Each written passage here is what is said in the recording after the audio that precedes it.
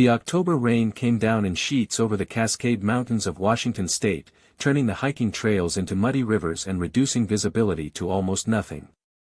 Most people had the good sense to stay indoors on a day like this, but Senior Chief Petty Officer Marcus "Reaper" Sullivan wasn't most people. He was on terminal leave from the Navy SEALs after 16 years of service, trying to figure out what came next. The doctors had cleared him physically, the bullet wound to his thigh had healed, the shrapnel scars from the IED blast in Syria had faded to white lines across his ribs. But the nightmares hadn't stopped, and the VA therapist had suggested that time in nature, away from people and noise and the constant reminders of war, might help. So Marcus had rented a cabin in the mountains near the small town of Cascade Falls, population 3,000, and spent his days hiking with his only companion, a retired military working dog named Odin, a German shepherd who'd served 2 tours before a leg injury ended his career. They were 3 miles into a trail that wound along a steep ridge when Odin suddenly froze, his ears pricked forward, his body tense with alert. "What is it, boy?" Marcus asked, rain dripping from his hood. Odin whined, not his usual alert sound, but something different. Distressed. Urgent. Then the dog took off, limping on his bad leg but moving fast, heading off the trail toward the edge of the ridge. "Odin, heel!" Marcus commanded, but the dog ignored him, something Odin never did. His military training was absolute. Marcus followed, his own training kicking in. If Odin was that insistent, there was a reason. The dog had found IEDs, tracked insurgents, located wounded soldiers in collapsed buildings. He didn't give false alerts. The terrain was treacherous, all loose rocks and slippery mud.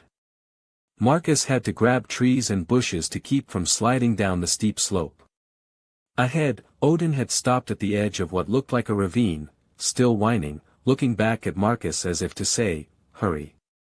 Marcus reached the edge and looked down.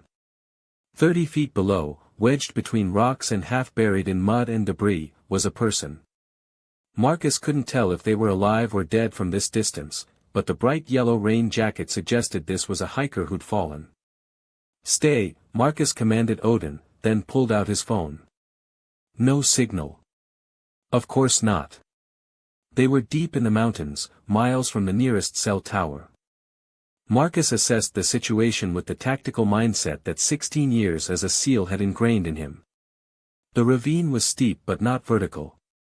He could get down there with his climbing rope, he always carried basic survival and climbing gear when hiking. The question was whether the person was alive, and if so, how badly injured. "All right," Marcus muttered to himself. "Let's do this." He secured his rope to a sturdy tree, tested it twice, then began rappelling down into the ravine. Odin watched from above, still whining anxiously. As Marcus descended, he got a better look at the victim. Male, middle-aged, wearing hiking gear that was now torn and muddy. And there was blood, a lot of it, mixing with the rain and mud. Marcus reached the bottom and immediately went into combat medic mode, checking for vitals. Pulse was there, weak but present. Breathing was shallow and labored. The man was unconscious, his face pale beneath the mud and blood.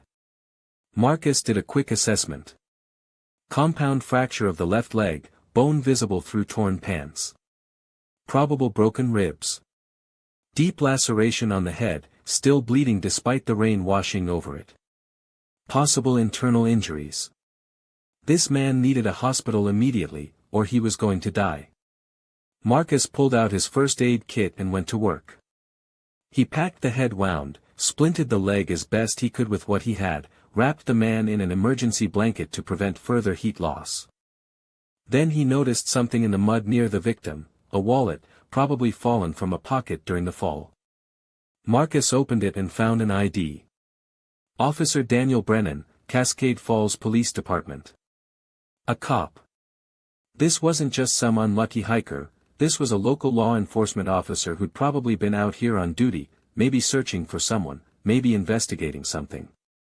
"Hang on, Officer Brennan," Marcus said, even though the man couldn't hear him. "I'm going to get you out of here." "But how?"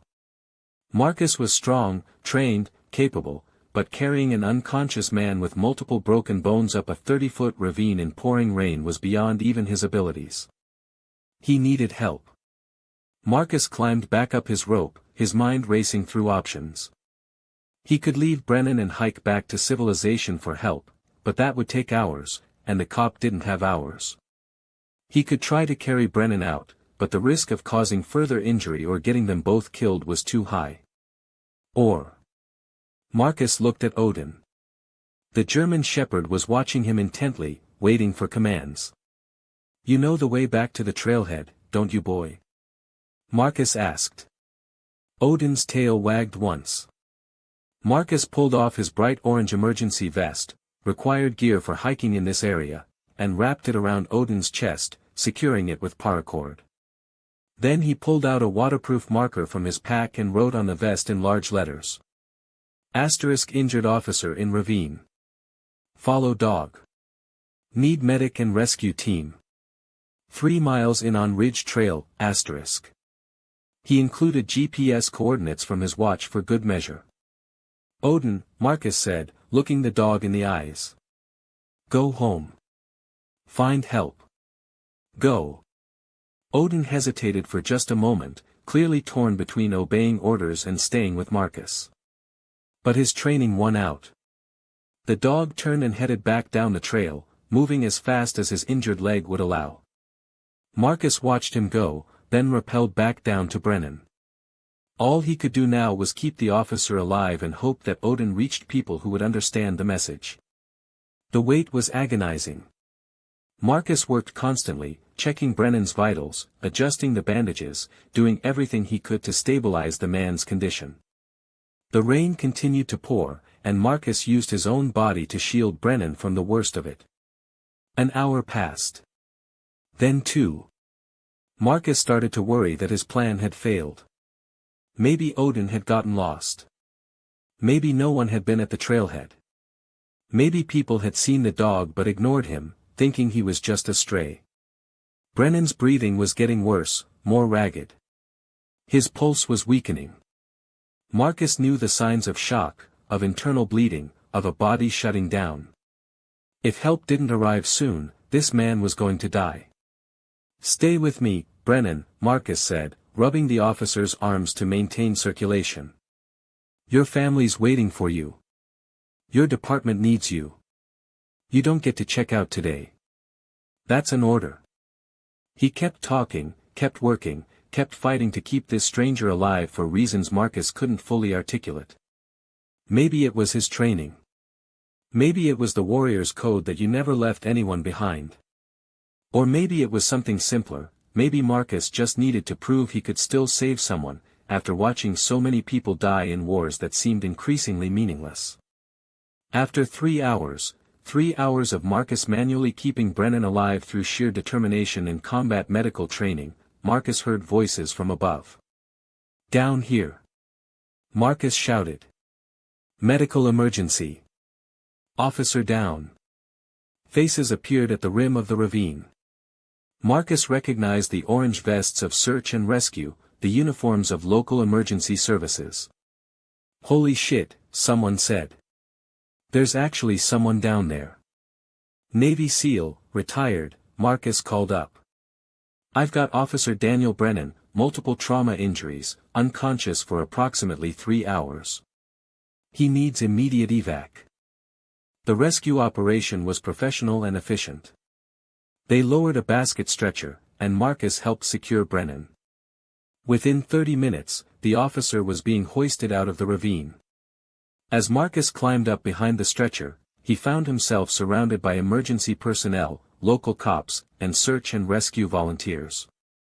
And there, sitting calmly beside a sheriff's deputy, was Odin, still wearing Marcus's orange vest. That your dog? The deputy asked. Yeah. Did he bring you here? Showed up at the ranger station 2 hours ago, limping and covered in mud but determined as hell. Ranger Brown saw your message on the vest and mobilized every available unit. The deputy looked at Marcus with something like awe. Your dog just saved Officer Brennan's life. Is Brennan going to make it? Paramedics say if we'd gotten here even an hour later, he'd be dead. But they think he's got a good chance now, thanks to your field medicine and that splint job. Marcus walked over to Odin and knelt down, ignoring the mud and rain. The dog's tail wagged weakly, he was exhausted, his injured leg clearly paining him, but his eyes were bright with the satisfaction of a mission completed. "Good boy," Marcus said, his voice rough with emotion. "Best damn dog in the world." Marcus and Odin were driven to the hospital in Cascade Falls by a sheriff's deputy who introduced himself as Tom Rodriguez. "I've worked with Daniel for 8 years, Rodriguez said as they drove through the rain. "He's a good cop. Best we've got, actually." "What the hell was he doing out there alone in this weather?" "No idea," Marcus replied. "I just found him." "Well, the whole town's going to want to thank you. Daniel's got a wife and 2 kids. You saved their husband and father." Marcus felt uncomfortable with the praise. He'd just done what needed doing. Anyone with his training would have done the same. At the hospital, Marcus was checked over by doctors, mild hypothermia, some cuts and bruises, nothing serious. Odin was examined by a veterinarian who happened to be at the hospital visiting a friend. The vet confirmed that Odin had aggravated his old injury with the long trek, but with rest and anti-inflammatories, he'd be fine. Marcus was sitting in the waiting room, Odin at his feet, both of them wrapped in warm blankets and drinking hot coffee. Well, Marcus was drinking coffee, Odin had a bowl of water, when a woman in her 30s rushed through the doors. She was pretty, with red hair pulled back in a ponytail and green eyes that were red-rimmed from crying. She wore scrubs, a nurse, Marcus guessed, probably just getting off shift when she got the call. "Where is he?" she demanded of the receptionist. "Where's my husband?" "Mrs. Brennan, he's in surgery." The woman, Daniel Brennan's wife, looked around the waiting room desperately, and her eyes landed on Marcus. Maybe it was the muddy, torn hiking clothes. Maybe it was Odin, still wearing the orange vest with Marcus's message. But something made her walk directly to Marcus. "You're the one who found him," she said. Not a question. A statement. Marcus stood. "Yes, ma'am. Marcus Sullivan. Your husband's in surgery, but the doctors think he's going to pull through." Sarah Brennan, Marcus learned her name moments later, stared at him for a long moment. Then, without warning, she threw her arms around him and started sobbing into his shoulder. Marcus stood there awkwardly, not sure what to do. He wasn't good with emotions, with physical contact from strangers, with any of this. But he let her cry, let her hold on to him like he was the only solid thing in a world that had just tried to take her husband. "Thank you," Sarah whispered when she finally pulled back. They said if you hadn't found him, if you hadn't kept him alive, if your dog hadn't gone for help," she couldn't finish, fresh tears streaming down her face. "Your husband's tough," Marcus said. "He fought to stay alive. I just helped." "Don't do that," Sarah said fiercely. "Don't minimize what you did. You saved him. You and your dog saved my husband's life, saved my family. That's not nothing." Over the next hour, more people arrived. Other cops from the Cascade Falls Police Department. The mayor.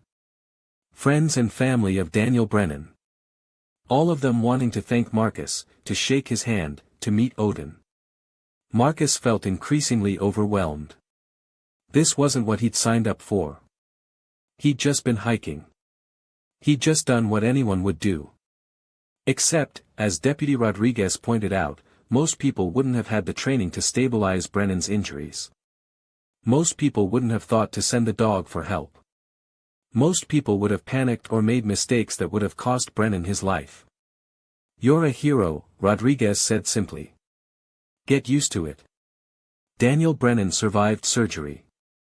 The doctor said he'd need months of recovery and physical therapy, but he was expected to make a full recovery. His wife, Sarah, insisted on Marcus visiting once Daniel was awake and stable. Marcus found himself in a hospital room 2 days after the rescue, standing awkwardly at the foot of Daniel Brennan's bed. The officer looked terrible, pale, bruised, with casts on his leg and ribs wrapped. But his eyes were clear and focused on Marcus. "So you're the SEAL who saved my ass," Daniel said, his voice hoarse. "Just happened to be in the right place at the right time," Marcus replied. "Bullshit. Sarah told me everything. The field medicine, the splint, keeping me alive for 3 hours in freezing rain." Daniel paused. "And that incredible dog of yours. Is he here?" Marcus nodded to the corner where Odin was lying quietly. Hospital rules usually didn't allow dogs, but the staff had made an exception for the dog who'd saved one of their own. Daniel's face broke into a smile. "Come here, boy." Odin looked at Marcus, who nodded permission. The German shepherd walked over to the bed, and Daniel reached down to scratch his ears with his good hand. "You're a good dog," Daniel said softly. "Best damn dog in the world." "That's what I told him," Marcus said. Daniel looked up at Marcus. "I need to know, why were you out there? In that weather, on that trail?" Marcus hesitated. "I'm on terminal leave from the Navy. Rented a cabin to clear my head. Was just hiking. Lucky for me." Daniel paused. "Marcus, can I ask what you're planning to do next? After your leave ends?" "Haven't figured that out yet. Might stay in, might get out. Doctors cleared me physically, but..." Marcus trailed off, not sure how to explain the nightmares, the flashbacks, the feeling that he didn't quite fit in civilian life. "How'd you like to stay here?" Daniel asked. "In Cascade Falls." Marcus blinked. "What?" "Our police department is small, 12 officers for the whole town and surrounding area. We've been trying to hire someone with tactical training, someone who can handle the more serious situations we sometimes face. You've got the experience, the skills, the temperament." Daniel smiled. "And you've already proven you're willing to risk your life to save people. That's what being a cop is about." "I don't know anything about being a police officer." "You know about tactics, weapons, emergency medicine, high-stress situations, leadership. That's 90% of the job. The rest we can teach you." Daniel's expression became more serious. "Marcus, you saved my life. Let me return the favor. Let me offer you something to do with yours." Sarah, who'd been sitting quietly in the corner, spoke up. "The town could use someone like you. And from what Tom Rodriguez told me, you could use a place to belong." Marcus looked at Odin, who was still getting his ears scratched by Daniel. The dog looked content, relaxed in a way Marcus hadn't seen since they'd both retired from active service. "I'd need to get certified," Marcus said slowly. "Go through the police academy. Washington State has an accelerated program for military veterans with your background. 3 months instead of 6. And the department would sponsor you, pay for the training." Daniel extended his hand. "What do you say? Want to trade being a warrior for being a guardian?" Marcus thought about the cabin in the woods, about the isolation he'd sought, about the emptiness he'd been trying to fill with long hikes and silence. And he thought about the feeling he'd had in that ravine, keeping Daniel Brennan alive, fighting to save someone instead of fighting to kill someone. The sense of purpose that had been missing since he'd left the teams. "All right," Marcus said, shaking Daniel's hand. "I'll give it a shot." Sarah smiled, tears in her eyes again. "Thank you. For everything." As Marcus left the hospital with Odin, he felt something he hadn't felt in months, maybe years. Hope. Maybe this small town in the mountains could be what he needed. Maybe being a cop, protecting people instead of hunting enemies, could give him the purpose he'd lost. Maybe, just maybe, saving Daniel Brennan hadn't just changed Daniel's life. Maybe it had changed Marcus's too. 3 months later, Marcus stood in the Cascade Falls Police Department wearing a crisp new uniform, his badge gleaming on his chest. The police academy had been easier than he'd expected, most of the tactical training was review, and his experience as a SEAL made him a natural leader in scenario training. What had been harder was learning the limitations. Rules of engagement that were far more restrictive than military operations. Constitutional protections that meant he couldn't just kick in doors without warrants. The requirement to see suspects as civilians with rights rather than as enemy combatants. But Marcus had adapted. It was what SEALs did. Chief Wallace, a gruff man in his 50s with 30 years of experience, was conducting Marcus's orientation. Most days here are quiet, Wallace explained as he showed Marcus around the small station. Domestic disturbances, traffic stops, the occasional drunk and disorderly. We're not Seattle or Tacoma, we don't get much serious crime. Then why hire someone with my background? Marcus asked. Wallace's expression darkened. Because when we do get serious crime, it tends to be very serious. We're 40 miles from the Canadian border, surrounded by national forest. Drug smugglers use these mountains. Human traffickers move people through here. And we've got survivalist compounds in the hills, some harmless, some not so much. He pulled out a file. 2 years ago, a meth lab exploded in the woods, killed 3 people. Last year, we had a domestic violence situation that turned into a hostage crisis, took a SWAT team from Seattle 6 hours to reach us, and by then it was almost too late. Wallace looked at Marcus seriously. We need someone who can handle situations like that before they escalate beyond control. Daniel Brennan was that guy. Now that he's on long-term recovery, we need someone to fill his shoes. Big shoes, Marcus said. You saved his life. That tells me you've got what it takes. Marcus's partner for his probationary period was Deputy Carla Rodriguez, Tom's younger sister, a sharp-eyed woman in her late 20s who'd grown up in Cascade Falls and knew everyone and everything about the town. Fair warning, Carla said as they headed out on their first patrol together. Everyone knows who you are. You're the SEAL who saved Daniel. People are going to recognize you, want to talk to you, treat you like a hero. I'm not a hero, Marcus said automatically. Just did my job. See, that's exactly what a hero would say. Carla grinned. You're going to fit in fine here. Odin rode in the back of their patrol vehicle. Chief Wallace had approved him as an unofficial K-9 unit, though Odin's age and injury meant he couldn't do the intensive work that active police dogs performed. But his presence was comforting, and Marcus had learned over the years that Odin had an uncanny ability to sense danger. Their first few shifts were routine, a speeding ticket, a noise complaint, a welfare check on an elderly resident. Carla introduced Marcus to what seemed like half the town, and everyone wanted to shake his hand and thank him for saving Daniel. Daniel himself was recovering well. Marcus visited him regularly, and a friendship had developed between the two men.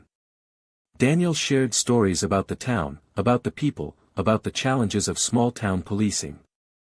Marcus shared carefully edited versions of his military experiences, leaving out the parts that still gave him nightmares. Sarah Brennan had also become a friend. She insisted on cooking dinner for Marcus at least once a week, saying it was the least she could do for the man who'd saved her husband. Marcus found himself drawn into their family life, meals with their 2 kids, backyard barbecues, the kind of normal domesticity he'd never had during his years in the military.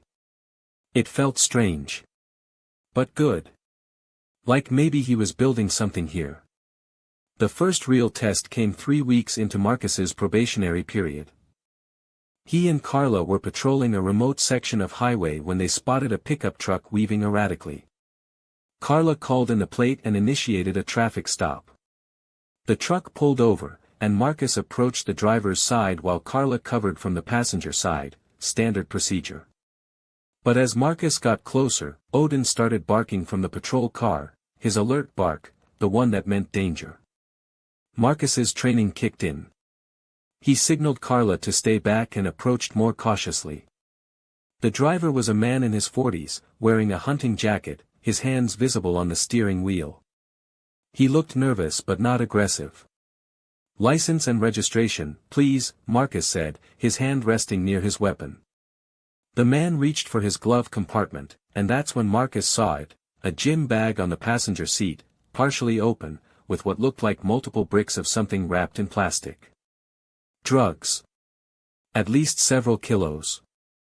"Sir, keep your hands on the wheel," Marcus commanded, his voice sharp.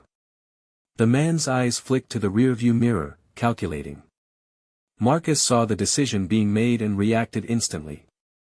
As the driver's hand moved towards something under the seat, probably a weapon, Marcus yanked the door open and pulled the man out of the truck with the kind of speed and efficiency that only years of combat training provided. The man was on the ground and cuffed before he could even think about resisting. Carlo was there in seconds, weapon drawn. "You okay?" "Fine. Check the truck. I think we've got a major drug shipment here." They did. The gym bag contained 30 pounds of methamphetamine, worth hundreds of thousands of dollars on the street. They also found a loaded .45 pistol under the seat and a kilo of heroin hidden in the truck's spare tire compartment. The driver, identified as Raymond Ray Kowalski, was wanted in 3 states for drug trafficking. He'd been using the remote mountain highways to move product from Canadian suppliers to distributors in Oregon. Back at the station, Chief Wallace looked at Marcus with new respect. Most officers would have missed that. Would have just written the guy a ticket for drunk driving and sent him on his way. "The dog alerted," Marcus said. "I just paid attention." "The dog alerted because you've trained him well. And you handled the situation perfectly, no excessive force, textbook takedown." Wallace clapped Marcus on the shoulder. "Good work, Officer Sullivan." News of the bust spread quickly through the small town. Marcus found himself recognized even more frequently, praised for not just saving Daniel but also for taking a major drug dealer off the streets. But the bust had consequences Marcus hadn't anticipated. 3 nights after the arrest, Marcus was off duty, at home in the small house he'd rented near the edge of town. He was making dinner, something simple, pasta and sauce, with Odin lying on the kitchen floor, when the dog suddenly stood, ears forward, a low growl building in his throat. Marcus immediately went on alert. He moved to the window and looked out into the darkness. A car he didn't recognize was parked across the street, engine running. As Marcus watched, the passenger window rolled down, and he saw the unmistakable silhouette of a rifle barrel. Marcus hit the floor just as bullets shattered his front window, tearing through the living room. He crawled to where he kept his personal AR-15, legally owned, always maintained, and combat-loaded it with the speed of long practice. Odin was beside him, pressed against his leg. "Stay down, boy," Marcus commanded. The shooting stopped. Marcus heard the car's engine rev. He moved to a different window, using the wall for cover, and got a partial view of the vehicle. Dark sedan, probably a BMW, tinted windows. He couldn't see the plates. The car peeled out, disappearing down the quiet residential street. Marcus called it in immediately. "Shots fired at my location. Drive-by shooting, suspects fled in dark sedan heading north on Pine Street. I'm okay, no injuries." Carla and 2 other officers arrived within minutes. They secured the scene while Marcus gave his statement. Investigators pulled 7.223 shell casings from the street, rifle rounds, probably from an AR-15 or similar weapon. Chief Wallace arrived looking grim. "This is about the Kowalski bust." "Has to be."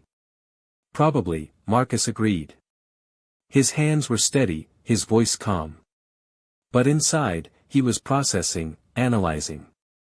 Someone had tried to kill him. In his own home. This wasn't Afghanistan or Syria, this was supposed to be safe, civilian life. "We're going to have deputies watch your house," Wallace said.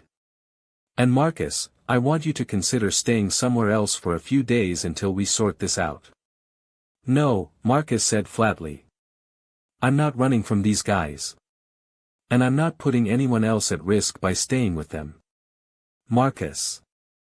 I've dealt with worse threats than local drug dealers, Chief. I'll be fine." What Marcus didn't say was that part of him, the warrior part, the part that missed the clarity of combat, was almost relieved. Because at least now things were clear. There were bad guys, and they needed to be stopped. That was something Marcus understood. Over the next week, Marcus turned his house into a fortress. Security cameras, motion sensors, reinforced locks. He varied his routine, took different routes to work, stayed hypervigilant. Odin, sensing the threat, rarely left Marcus's side. The old dog's military training had kicked back in, and he was once again a guardian, not just a pet. The investigation into the shooting led to arrests, 3 associates of Kowalski who decided to retaliate against the cop who'd busted their supplier. They were caught trying to flee to Canada, and all 3 were now facing attempted murder charges on top of drug trafficking. But Marcus knew this was just the beginning. Taking down Kowalski's operation had disrupted a major drug pipeline. Other people higher up the chain would notice. And they might decide that the new cop in Cascade Falls needed to be neutralized. Marcus was ready for them. And if they came, they were going to discover that threatening a Navy SEAL, even a retired one, was a very bad idea. 6 months into his new career, Marcus had fully integrated into the Cascade Falls Police Department and the community. He'd proven himself not just as a capable officer but as someone people could trust, someone who genuinely cared about protecting the town. He'd also grown close to Daniel Brennan's family. Daniel was back to light duty at the station, still recovering but improving daily. Sarah had become something like a sister, always checking on Marcus, making sure he ate properly, inviting him to family events. And then there were the kids, Emma, age 8, and Jake, age 6. They'd attached themselves to Marcus with the enthusiasm children had for anyone who was interesting. And apparently, a former Navy SEAL with a cool dog was very interesting. Can Odin do tricks? Emma asked one Saturday afternoon when Marcus had been invited to their backyard for a barbecue. Some, Marcus said. Want to see? He put Odin through his paces, basic obedience commands, some search exercises, a few impressive agility moves despite the dog's age and injury. The kids were delighted, and Marcus found himself smiling more than he had in years. Sarah watched from the patio, and when Marcus joined her while Daniel took over entertaining the kids, she handed him a beer. You're good with them, she observed. Kids are easy.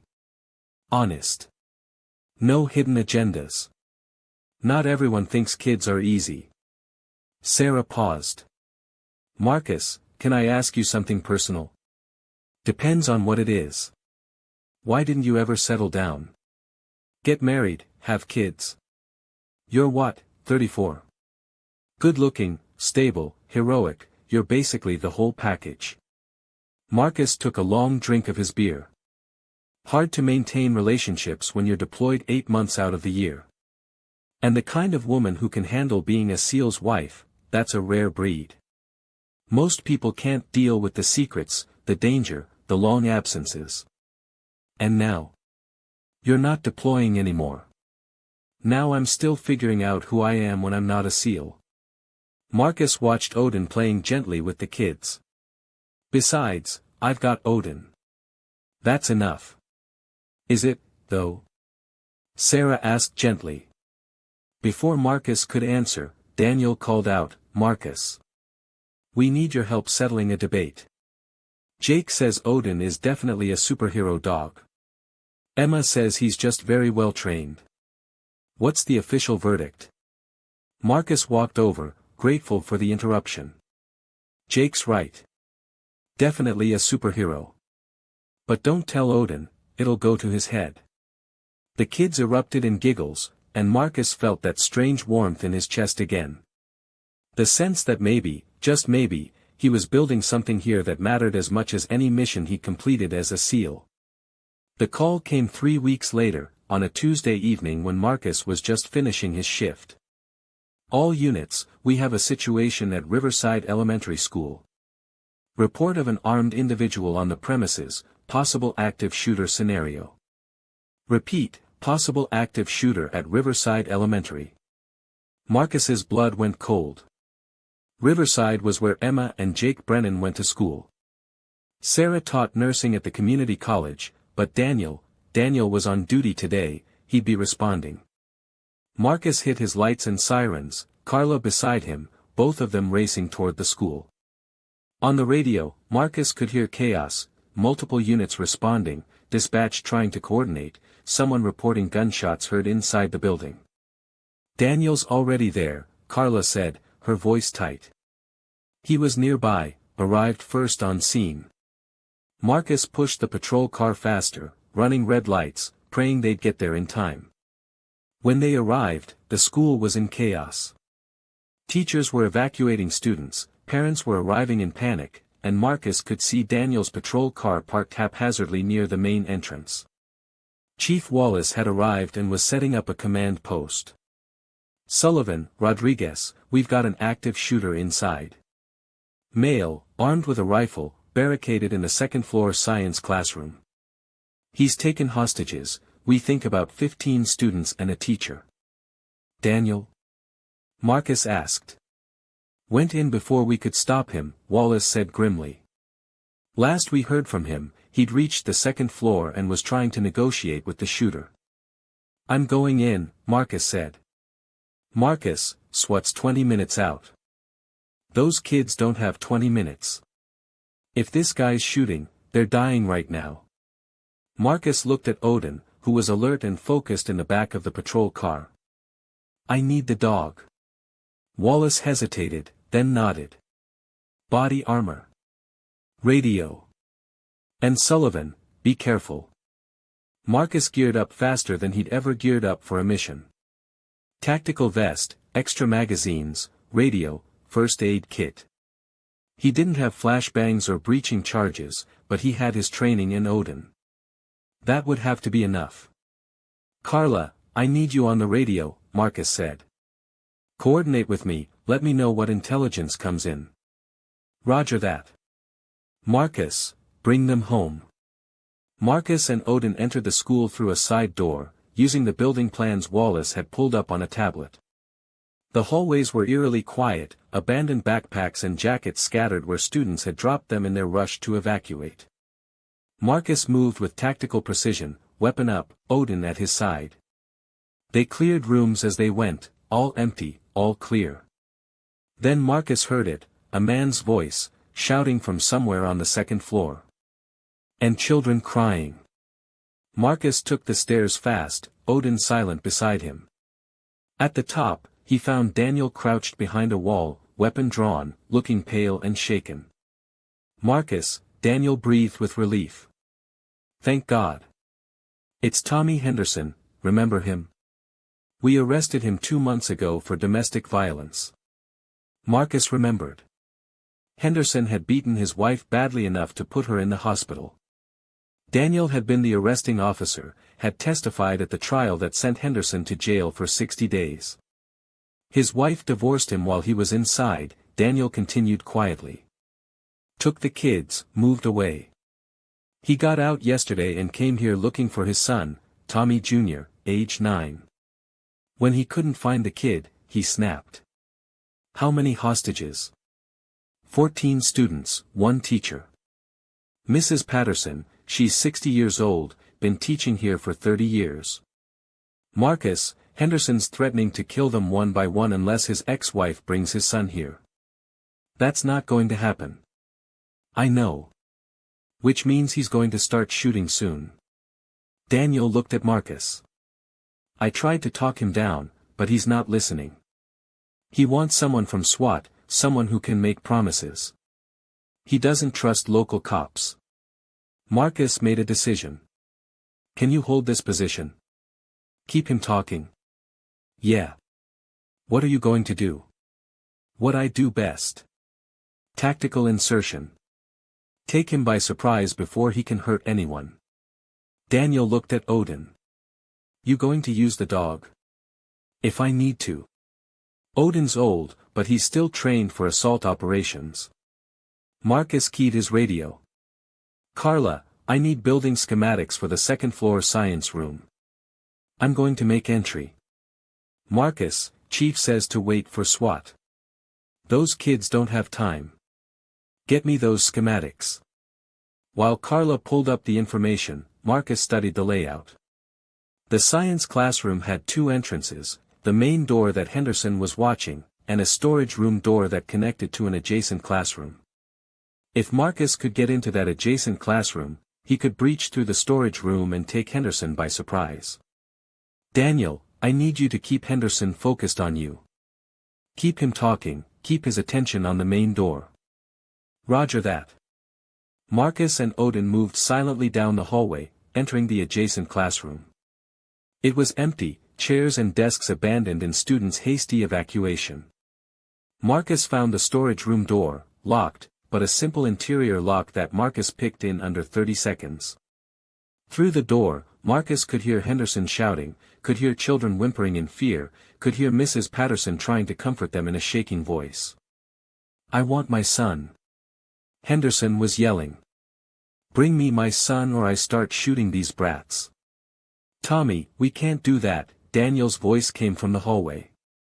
Your ex-wife has a restraining order. We can't force her to bring your son here. Then these kids die. Starting with, there was the sound of shuffling, a child screaming. Marcus moved. He kicked open the storage room door and came through fast, weapon up. Odin was right behind him, trained and ready. Marcus had a split second to assess, Henderson standing in the middle of the room, assault rifle in one hand, dragging a crying 8-year-old girl by her arm with the other. 14 other children huddled in the corner. Mrs. Patterson standing protectively in front of them. Henderson started to bring the rifle up. Odin, take. Marcus commanded. The German shepherd launched himself at Henderson with the speed and ferocity of a dog half his age. Despite his injured leg, despite his years, Odin was still a warrior when it mattered. He hit Henderson in the chest, bearing him backward, his jaws clamping on the man's gun arm. Henderson screamed and dropped the rifle. Marcus was there in 2 strides, kicking the weapon away, subduing Henderson with a textbook takedown while Odin maintained his grip. Odin, out. Marcus commanded once Henderson was secure. The dog released and backed off, panting but victorious. You're okay, Marcus told the hostages as Daniel rushed in with other officers.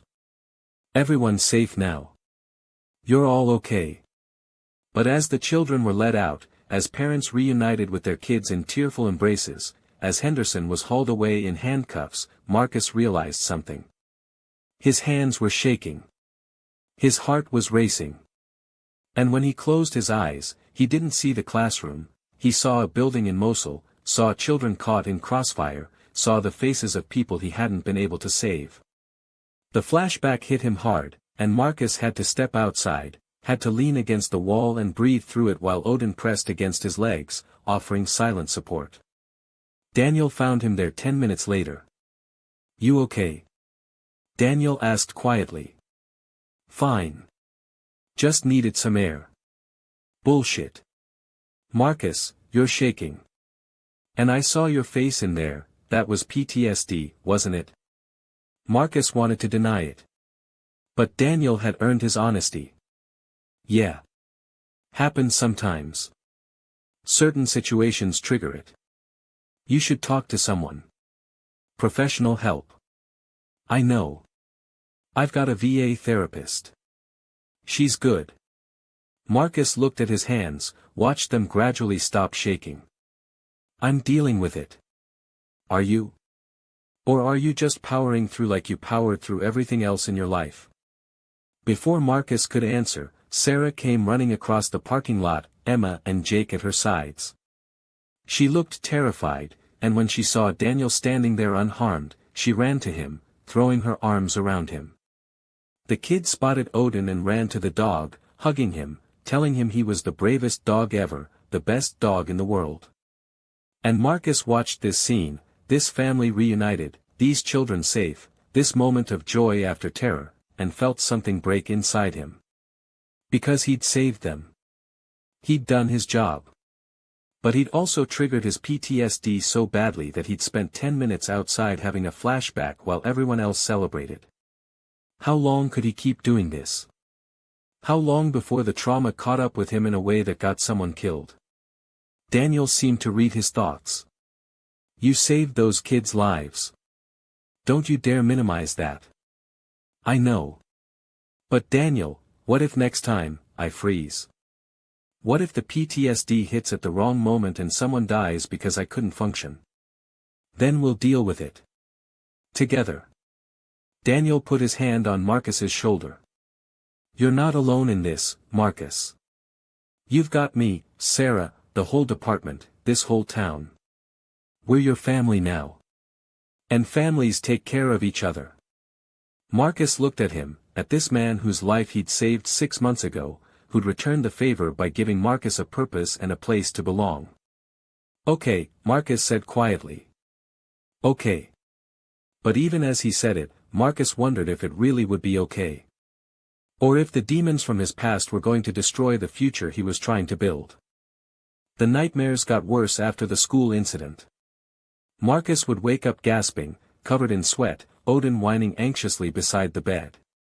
In his dreams, the classroom merged with buildings in Syria, children's faces became civilians he'd failed to protect, and Henderson's rifle became an AK-47 fired by insurgents.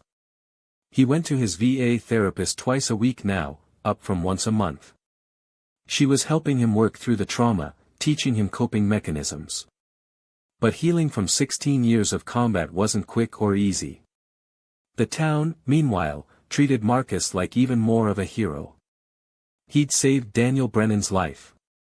He'd taken down drug traffickers. He'd stopped an active shooter and rescued hostages. To them, Marcus was everything a police officer should be. To Marcus, he felt like he was one bad day away from completely falling apart. You're pushing yourself too hard, Carla told him one afternoon as they sat in the patrol car between calls. Marcus, you've been through trauma. Multiple traumas. You need to give yourself time to heal. I don't have time, Marcus replied. People here depend on me. People here need you healthy, not burnt out. Carla paused. Have you thought about taking some personal time? Maybe going back to that cabin in the woods, doing some hiking, getting your head straight? Marcus had thought about it. But every time he considered stepping back, something happened that seemed to require his specific skills. A domestic disturbance that escalated. A suspicious vehicle spotted near the Canadian border. A reported break-in at a remote property. Small-town policing was supposed to be quiet, but Cascade Falls seemed to find trouble with alarming regularity. Or maybe, Marcus thought, he was attracting trouble. Maybe his presence here, his high-profile busts and rescues, had painted a target on the town. 3 months after the school incident, Marcus's fears were confirmed. It started with intelligence from the DEA. The Kowalski drug organization, the one Marcus had disrupted with his initial traffic stop, was larger than initially suspected. Raymond Kowalski wasn't the head, he was middle management. The real boss was a man named Viktor Sokolov, a Russian organized crime figure operating out of Vancouver.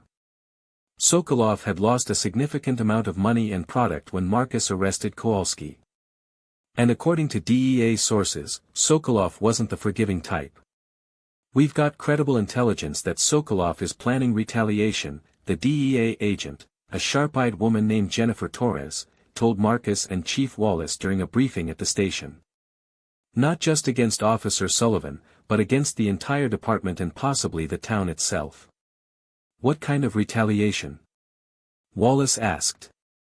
Could be anything from another assassination attempt to a full-scale attack on police facilities. Sokolov's been known to use extreme violence to send messages. In Vancouver, he once burned down a police station to prove a point. Marcus felt cold. When? We don't know.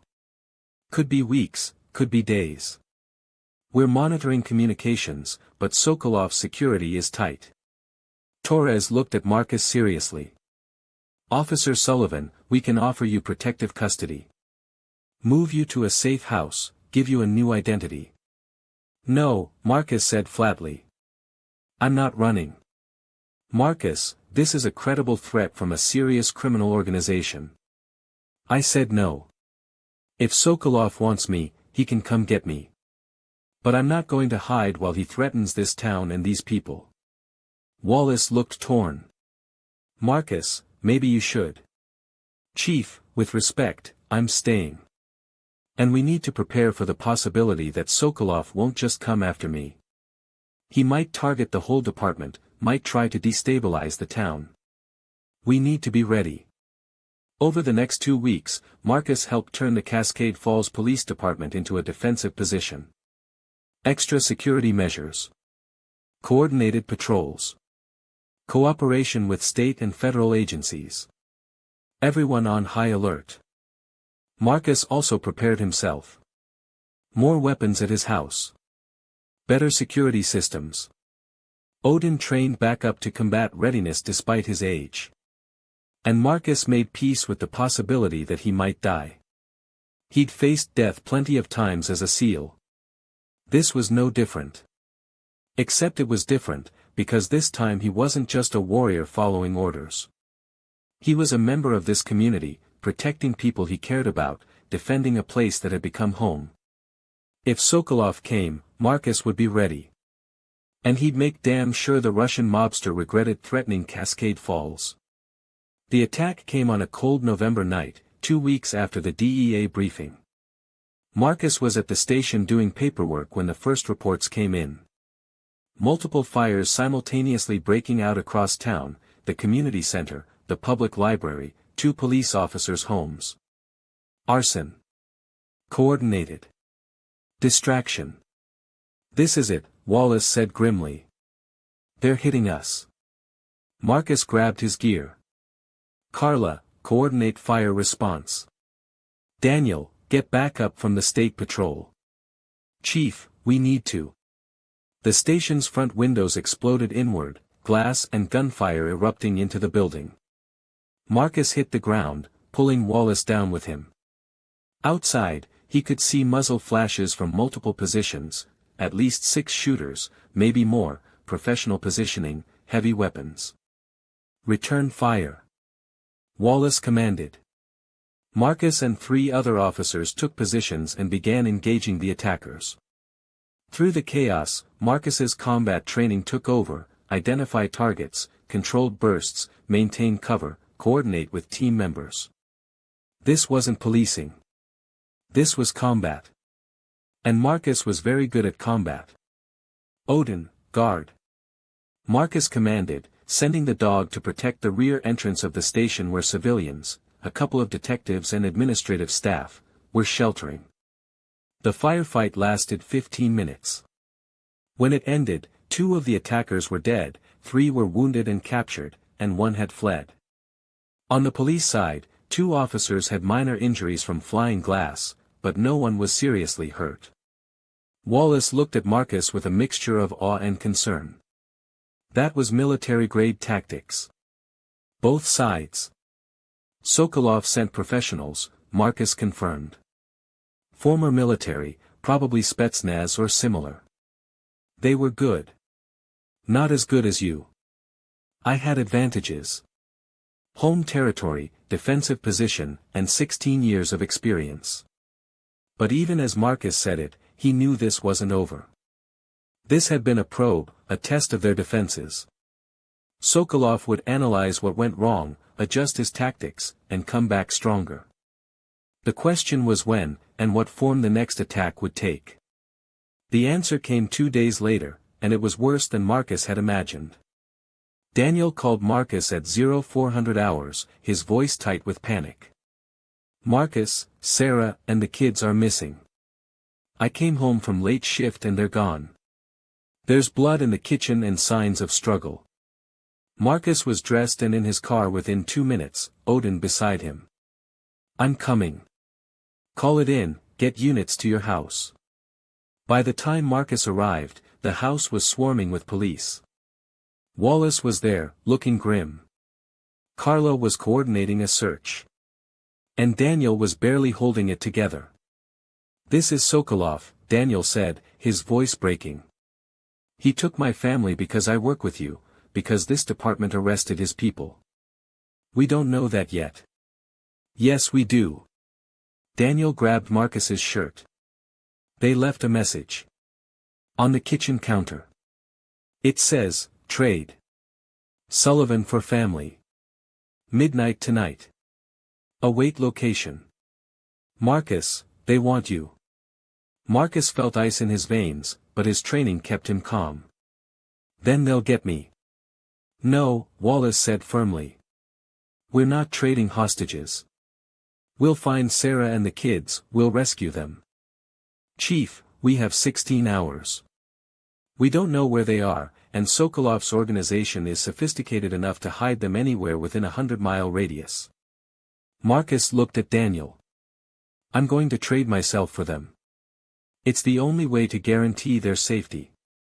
Marcus, no. This isn't up for debate. Those are my terms. I go, they go free, everyone walks away. Except you, Carla said quietly. Sokolov will kill you, Marcus. That's the whole point. Maybe. Or maybe I kill him first. Marcus smiled grimly. I've survived 16 years of combat against some of the most dangerous people on the planet. I think I can handle a Russian mobster. The DEA and FBI got involved immediately. They had resources Marcus and the local police didn't: surveillance, intelligence networks, tactical teams. But even with all that, they couldn't locate Sarah and the kids. At 1800 hours, 6 hours before the deadline, Marcus's phone rang. Unknown number. Officer Sullivan, a voice said in heavily accented English. I am Viktor Sokolov. You have caused me considerable trouble. Where are they? Marcus demanded. Safe. For now. If you want them to remain safe, you will come alone to the location I provide. Any tricks, any backup, any attempt at rescue, I kill the woman and children. Understood? Understood. Good. Midnight. Old mining facility off Route 20, 15 miles north of Cascade Falls. Come alone. Come unarmed. Or they die. The line went dead. Marcus looked at Wallace, at Daniel, at the assembled federal agents. I'm going. We can track you, Torres said. Plant a tracker, have teams standing by. No. Sokolov will check for trackers. If he finds one, he kills them. Marcus took a breath. I'm going in completely clean. No wire, no tracker, no backup. Then you're not coming back, Daniel said, his voice hollow. Maybe not. But Sarah and Emma and Jake will. Marcus put his hand on Daniel's shoulder. You saved me once, gave me a purpose, a place to belong. Let me return the favor. Let me save your family. The next few hours passed in a blur. Marcus prepared, not for survival, but for what he had to do. He wrote letters to be delivered if he didn't come back. He said goodbye to Odin, making Carla promise to take care of the dog if Marcus didn't return. He went to see Sarah's parents, told them he'd bring their daughter and grandchildren home no matter what it cost. And he prepared himself mentally for the possibility that he was going to die tonight, but that his death would save 3 innocent lives. It was a trade he was willing to make. At 2,345 hours, Marcus drove alone to the old mining facility. It was abandoned, isolated, perfect for what Sokolov had planned. Marcus parked his car and walked into the facility's main building. It was dark except for a few hanging lights that illuminated a central area. Sarah, Emma, and Jake were there, tied to chairs, gagged, their eyes wide with terror. Standing behind them were 4 armed men. And in the center, Viktor Sokolov, a man in his 50s, expensively dressed, with cold eyes that held no mercy. Officer Sullivan, Sokolov said. So good of you to come. Let them go, Marcus said. That was the deal. The deal was you come unarmed and alone. Let's verify that. Sokolov nodded to one of his men, who patted Marcus down thoroughly, finding nothing. Satisfied? Marcus asked. Almost. Sokolov walked over to Sarah and put a gun to her head. Tell me, Officer Sullivan. Did you really come alone? No backup hiding in the woods? No backup. Just me. And you're willing to die for these people? For a woman and children you barely know? I'm willing to die to save innocent lives. That's what guardians do. Sokolov smiled. Guardians. I like that. Very noble. He lowered the gun from Sarah's head. Very well. I am a man of my word. Release them. His men untied Sarah and the kids. Emma was crying, Jake was trying to be brave, and Sarah was looking at Marcus with an expression that said she understood what was about to happen. Go, Marcus told them. My car's outside. Keys are in it. Drive straight to the police station. Don't stop. Sarah hesitated. Marcus. Go. They ran, and Marcus listened to the sound of his car starting, driving away. At least they were safe. Whatever happened next, they were safe. Sokolov raised his gun, pointing it at Marcus. You're a fool, Officer Sullivan. But a brave fool. I respect that.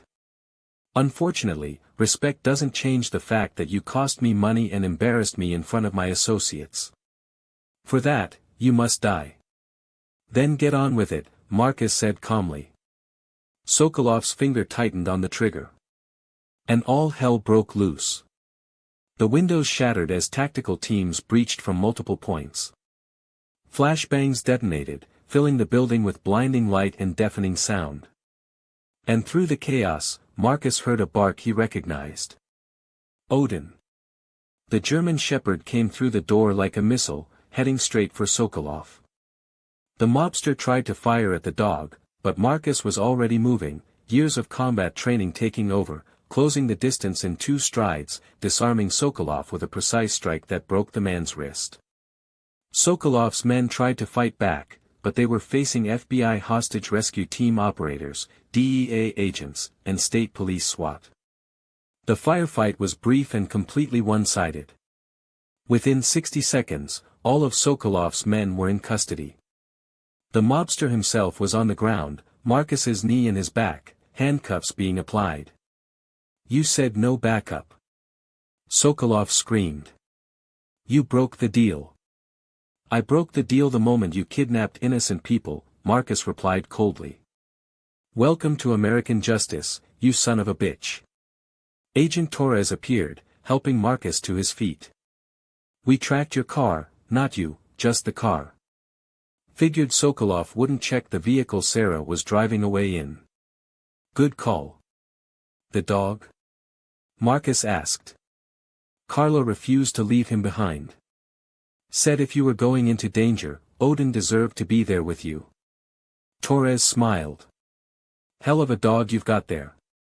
Marcus found Odin sitting calmly beside Carla, his tail wagging despite the chaos around him. Marcus knelt down and wrapped his arms around the German shepherd. Good boy, Marcus whispered.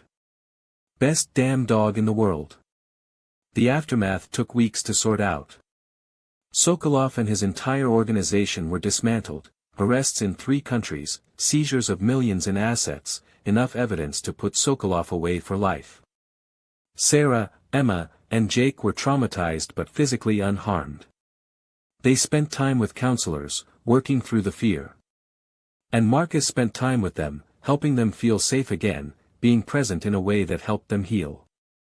Daniel recovered too, though Marcus could see the guilt in his friend's eyes, the feeling that his family had been targeted because of Daniel's association with Marcus. It's not your fault, Marcus told him one evening as they sat on Daniel's porch, watching the kids play in the yard. Odin was with them, letting Emma and Jake use him as a jungle gym, patient and gentle despite his age. Feels like it is, Daniel replied.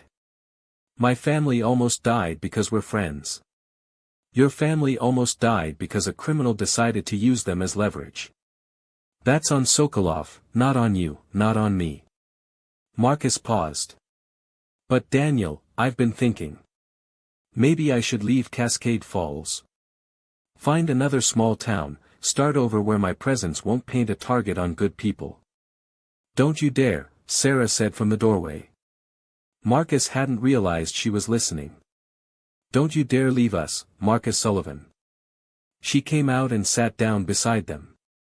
You saved my husband's life. You saved my children's lives. You saved my life. This town needs you. We need you. And if you leave because you're afraid of bringing danger, then Sokolov wins. Then all the bad guys win. She's right, Daniel added. Marcus, you can't run from this. You're a protector. That's who you are. And protectors don't run just because the job gets dangerous.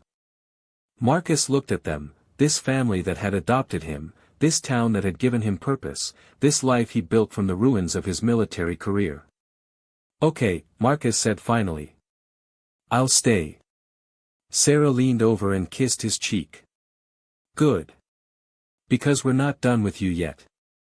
2 years after finding Daniel Brennan in that ravine, Marcus stood at the edge of the same trail where it had all begun.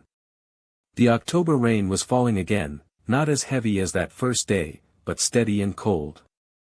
Odin stood beside him, grayer now, moving more slowly, but still alert and focused. The dog was 11 years old, pushing the upper limits of a working dog's lifespan. But he was happy, healthy, and still doing what he loved, accompanying Marcus on hikes, participating in training exercises with the department's new K-9 unit, and being the unofficial mascot of the Cascade Falls Police Department. 2 years, Marcus said to the dog. Can you believe it's been 2 years? Odin's tail wagged once, as if to say, time flies when you're saving people. Marcus had thrived in Cascade Falls. He'd been promoted to sergeant, was now in charge of training for the department. He'd started a program to help military veterans transition into law enforcement, drawing on his own experience. And he'd become a genuine part of the community, not just the cop who'd saved Daniel, but a friend, a neighbor, a person people trusted and relied on. The nightmares still came sometimes. The PTSD hadn't magically disappeared. But it was manageable now, controlled. Marcus had learned to live with his demons instead of being controlled by them. And he had people who helped when things got hard, Daniel and Sarah, who'd become like family. Carla, his partner and friend. Chief Wallace, who understood that even the strongest warriors needed support sometimes. Marcus. He turned to see a woman jogging up the trail toward him. She was in her early 30s, pretty, with dark hair pulled back in a ponytail and the kind of smile that made something in Marcus's chest tighten. Dr. Lisa Brennan, no relation to Daniel, had moved to Cascade Falls 6 months ago to take over the local veterinary practice. She and Marcus had met when he'd brought Odin in for a checkup, and they'd been, well, Marcus wasn't sure what they'd been. Friends, definitely. Maybe something more. I thought I might find you here, Lisa said, reaching him. She was barely winded despite the uphill jog. Daniel told me this is where it all started. Yeah. 2 years ago today, Odin found Daniel in that ravine. Marcus gestured down the slope. Changed everything. For Daniel, definitely. But also for you, right? Yeah. Also for me. They stood in comfortable silence for a moment, watching the rain fall. Then Lisa said, I wanted to talk to you about Odin. Marcus felt his stomach drop. What's wrong? Nothing's wrong exactly. But Marcus, he's getting old. His hip dysplasia is worsening, his arthritis is becoming harder to manage. He's starting to have trouble with stairs. Lisa's expression was sympathetic. I think it's time to consider retiring him completely. No more patrol duty, no more training exercises. Just gentle walks and time to rest. He'd hate that, Marcus said. Odin's a working dog. If you take the work away, then he becomes a companion dog. A pet. And there's no shame in that. Lisa put her hand on Marcus's arm. He's earned his rest, Marcus. Let him have it.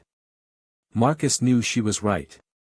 He'd been avoiding acknowledging Odin's decline, not wanting to face the reality that his partner, his best friend, was nearing the end of his life. Okay, Marcus said quietly. We'll retire him officially. But he stays with me. No matter what. Of course he stays with you. Where else would he go? Lisa smiled. You two are bonded for life. That doesn't change just because he's not working anymore. As they hiked back down the trail together, Lisa stayed close to Marcus, their conversation easy and natural. At some point, their hands brushed, and Marcus, surprising himself, reached out and took her hand properly. Lisa looked at him with surprise and pleasure. Marcus Sullivan, are you holding my hand? Seems like I am. That okay? More than okay. They walked in companionable silence until they reached the parking lot, where Lisa's truck and Marcus's police cruiser were parked. Have dinner with me, Marcus said impulsively. Tonight. Not as friends. As, something more. Lisa's smile widened. I thought you'd never ask. Pick me up at 7. 7 works. She kissed his cheek, the same spot where Sarah had kissed him 2 years ago, and got in her truck. Marcus watched her drive away, then looked at Odin. What do you think, boy? Am I crazy to start something with her? Odin's tail wagged enthusiastically. If Marcus didn't know better, he'd say the dog was encouraging him. That evening, Marcus stood in front of his mirror trying to decide between 2 shirts. He felt ridiculous. He'd faced terrorists and drug lords without breaking a sweat, but the thought of a first date had him nervous. His phone rang. Daniel. I heard you finally asked Lisa out, Daniel said without preamble. News travels fast in this town. Lisa called Sarah. Sarah told me. I'm calling to say it's about time. Marcus smiled. Yeah, well. Took me a while to work up the nerve. You jumped into a ravine to save my life without hesitation, but asking out a pretty veterinarian required working up nerve.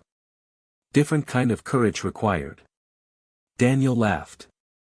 Fair point. Marcus, I'm happy for you. You deserve this. You deserve happiness, normalcy, all of it. After hanging up, Marcus finished getting dressed and drove to Lisa's house. She answered the door wearing a simple blue dress that made her eyes look even greener. You clean up nice, she said. So do you. Really nice. Dinner was at a small Italian restaurant in town. They talked about everything, Lisa's career, Marcus's military service, their childhoods, their hopes for the future. It was easy, natural, comfortable. Can I ask you something? Lisa said over dessert. Why did you stay here? In Cascade Falls. You could have gone anywhere after your military service. Big city, high-paying security job, anything you wanted. Marcus thought about it. I needed a place where I mattered. Where what I did made a visible difference. In the military, especially toward the end, I felt like I was just a cog in a machine. Missions blended together, enemies were faceless, and I couldn't always see if what we did actually helped anyone. He paused. But here. I see the difference. I saved Daniel's life and got to watch him recover, got to see his kids grow up. I stopped a school shooter and those kids are still safe. I arrested drug dealers and the town is safer. It's tangible. Real. And that matters to you, Lisa said. That matters to me.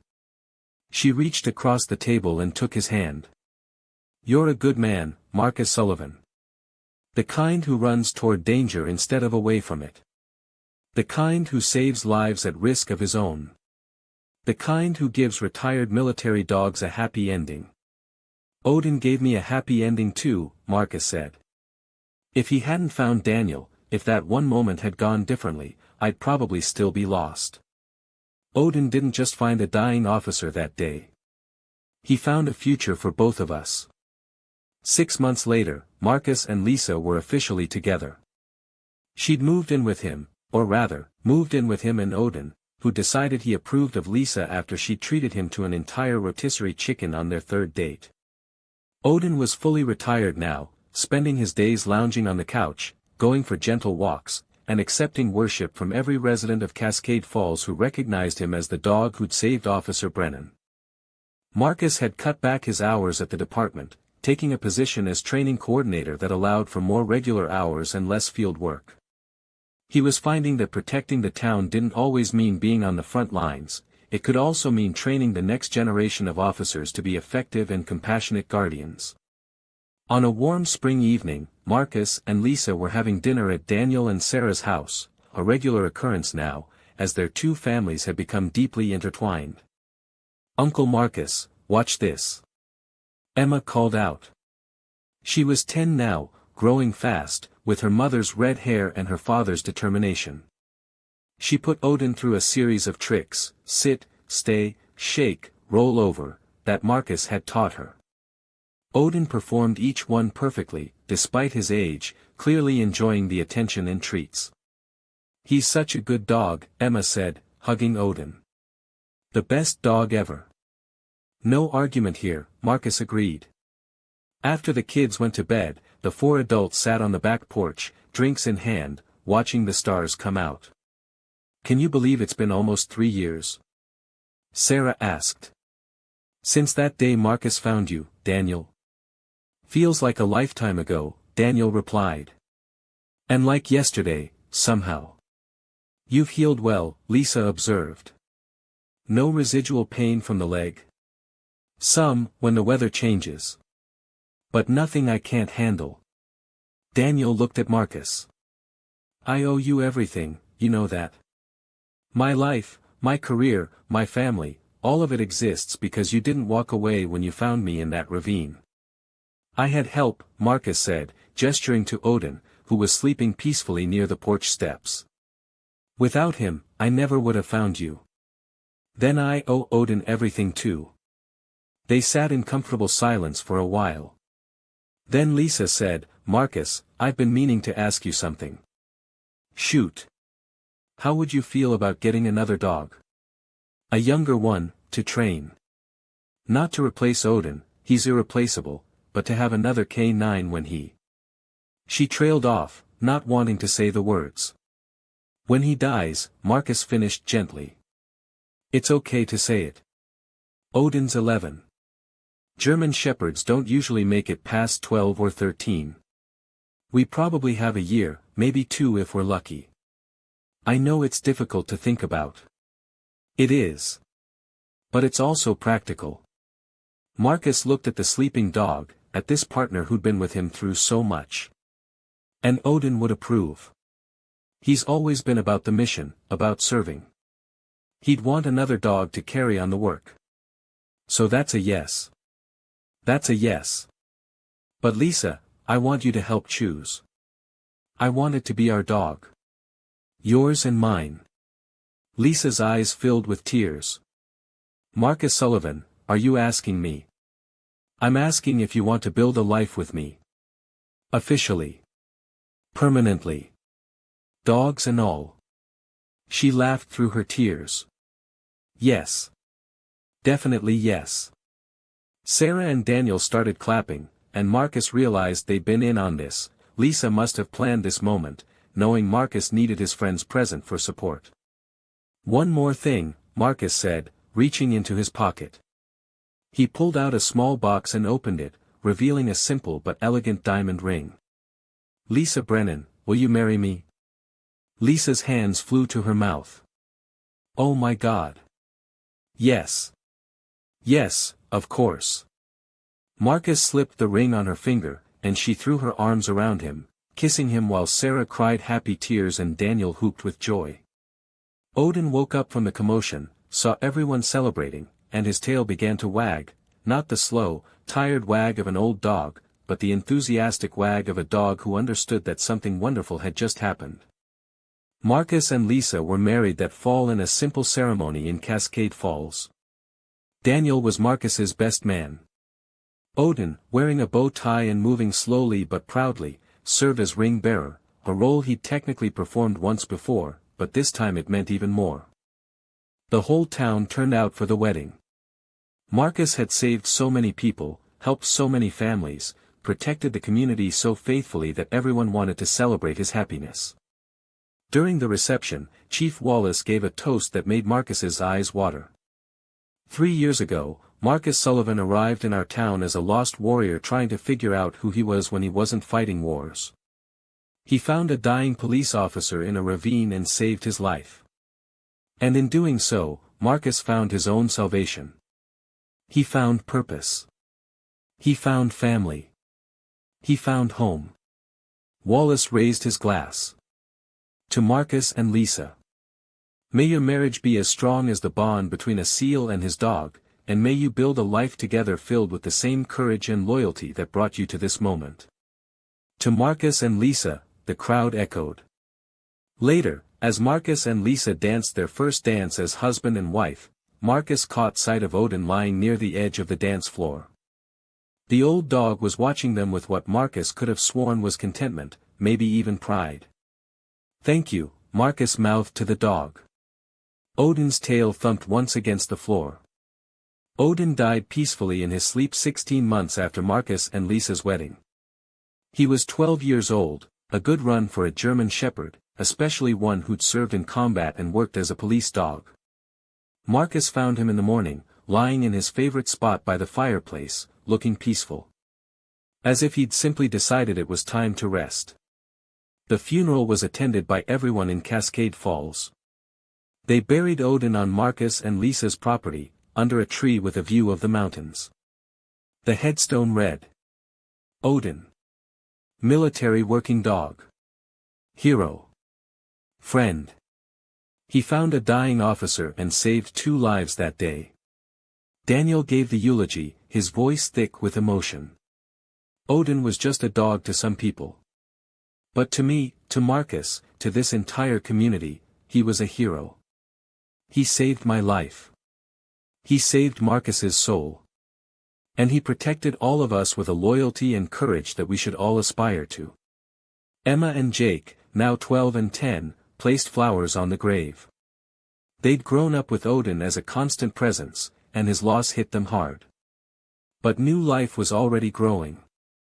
In Lisa's arms, wrapped in a blanket, was a 3-month-old puppy, a German shepherd that Marcus and Lisa had adopted a month earlier. They'd named him Atlas, and he was already showing signs of the intelligence and loyalty his predecessor had exemplified. "Do you think Odin would approve?" Lisa asked Marcus as they stood by the grave after everyone else had left. "I think he'd insist on it," Marcus replied. Odin was always about the mission, about serving, about protecting.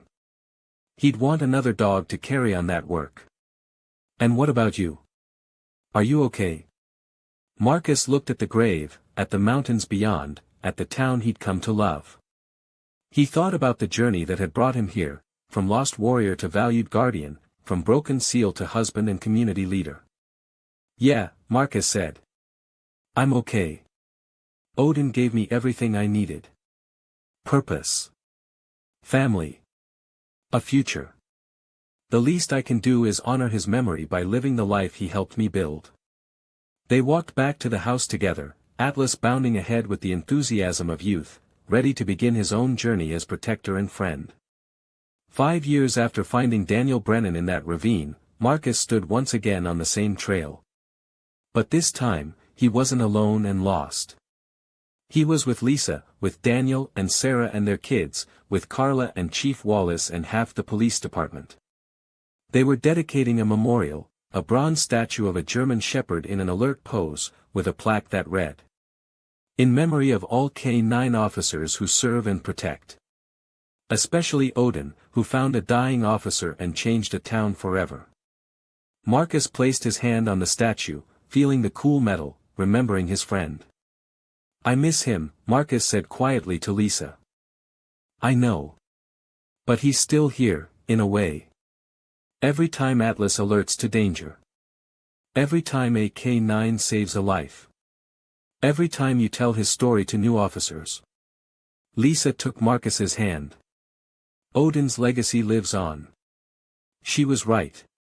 The Cascade Falls Police Department now had a full K-9 unit, 3 dogs trained by Marcus, all working to protect the community. The program Marcus had started to help veterans transition into law enforcement had graduated 50 students, many of whom were now serving as police officers across the state. And Marcus and Lisa had started a non-profit, Odin's Legacy, that provided trained service dogs to disabled veterans and first responders with PTSD, giving back to the community that had saved Marcus from his own demons. "He'd be proud of you," Daniel said, joining them at the statue. "Of everything you've built here." "We built it," Marcus corrected. "All of us together. I just got the ball rolling." As the ceremony concluded and people began hiking back down the trail, Marcus lingered for a moment, Atlas sitting patiently at his feet. "You set a high bar, old friend," Marcus said to Odin's statue. "Atlas has big paws to fill." But as Marcus looked at the young German shepherd, alert, intelligent, loyal, already showing signs of becoming an exceptional working dog, he knew that Odin would approve. The legacy would continue. The mission would go on. And warriors who'd lost their way would find purpose protecting the innocent, just as Marcus had found his purpose that rainy October day when a brave German shepherd refused to leave an injured officer behind. Marcus turned and hiked back down the trail, Atlas at his side, Lisa waiting for him at the bottom, his found family surrounding him.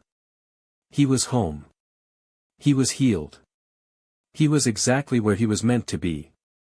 And it had all started with one dog, one dying officer, and one lost SEAL who discovered that sometimes the greatest battles aren't fought with weapons, they're fought with courage, compassion, and the refusal to leave anyone behind.